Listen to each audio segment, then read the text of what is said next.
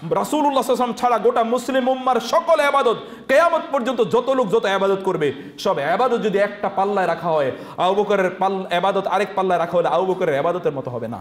তারা গোপন ইবাদতগুলো তাদের নিজেদের জন্য তারা সম্পদ হিসেবে রেখে দিতেন, কারণ কিয়ামতের দিন এগুলো আল্লাহর সামনে তারা উপস্থাপন করবেন। আবু বকর রাদিয়াল্লাহু তাআলা আনহু প্রতিদিন ফজর নামাজের পর তিনি একটা জায়গায় যেতেন। ওমর রাদিয়াল্লাহু তাআলা আনহু দেখতেন কি ব্যাপার, প্রতিদিন ফজর নামাজের পর মসজিদ থেকে বের হয়ে গিয়ে তিনি ওই দিকে যান। কোন দিকে যান? তার মনে হলো আসলে ঘটনাটা কি। আবু বকর তখন তিনি খলিফাতুল মুমিনিন, খলিফাতু রাসূলিল্লাহি সাল্লাল্লাহু আলাইহি ওয়াসাল্লাম। ওমর রাদিয়াল্লাহু তাআলা চিন্তা করলেন আবু বকরকে খুঁজি দেখি। ওমর রাদিয়াল্লাহু তাআলা দেখলেন আবু বকর একটা ঘরে, একটা কুড়ে ঘরে ঢুকেন। আবু বকর সেখান থেকে বের হওয়ার পর ওমর সেখানে ঢুকলেন। ঢুকে দেখলেন সেখানে একজন অন্ধ বৃদ্ধা একজন লোক আছে, বৃদ্ধা। ওমর বললেন যে কি ব্যাপার, এই ঘরে কেন আবু বকর তাহলে ঢুকে?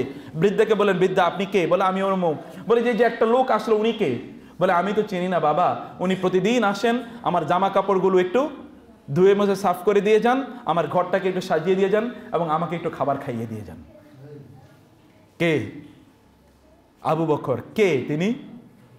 আপনাদের কি মনে হয় এই গোটা উম্মার, এই গোটা মুসলিম উম্মার রাসূলুল্লাহ সাল্লাল্লাহু আলাইহি ওয়াসাল্লাম ছাড়া গোটা মুসলিম উম্মার সকল ইবাদত কিয়ামত পর্যন্ত যত লোক যত ইবাদত করবে সব ইবাদত যদি একটা পাল্লায় রাখা হয়, আবু বকরের ইবাদত আরেক পাল্লায় রাখা হলে আবু বকরের ইবাদতের মতো হবে না।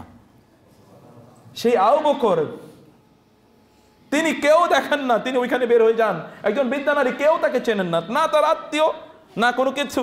তিনি তার ঘরে গিয়ে তার এই কাজগুলো করে চলে যান। বলে আপনি কি জানেন তিনি কে? বলে না আমি তো তাকে চিনি না বাবা, আমি তো অন্ধ মানুষ, আমি বুঝতে পারি তিনি কে জানি না। এবং তিনি কোনোদিন বলেনও না।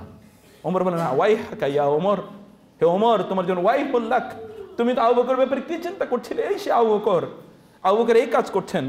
আবু বকর এমন একটা সুন্নাহ জারি করে গেলেন, ওমর যখন তিনি আমিরুল মুমিনিন, ওমর রাতের অন্ধকারে তিনি ঘুরে ঘুরে বেড়াতেন কোথায় কি হচ্ছে না হচ্ছে, কেউ কোনো বিপদে আছে কিনা, কেউ কোনো কষ্টে আছে কিনা। এরকম একটা ঘর আবু বকরের সুন্নাহ অনুসারে তিনি আরেকটা ঘর খুঁজে বের করলেন।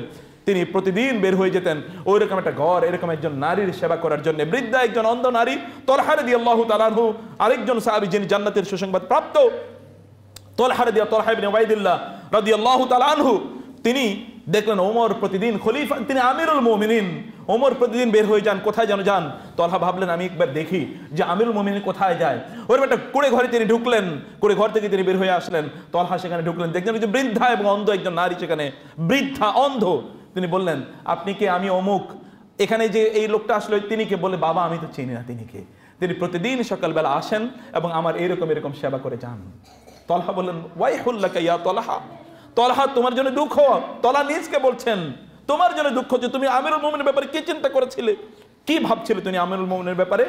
এই হচ্ছেন প্রিয় ভাইরা, তারা গোপন ইবাদতগুলো তাদের নিজেদের জন্য তারা সম্পদ হিসেবে রেখে দিতেন, কারণ কিয়ামতের দিন এগুলো আল্লাহর সামনে তারা উপস্থাপন করবেন তাদের বাঁচার জন্য, তাদের নিজেদেরকে রক্ষা করার জন্য।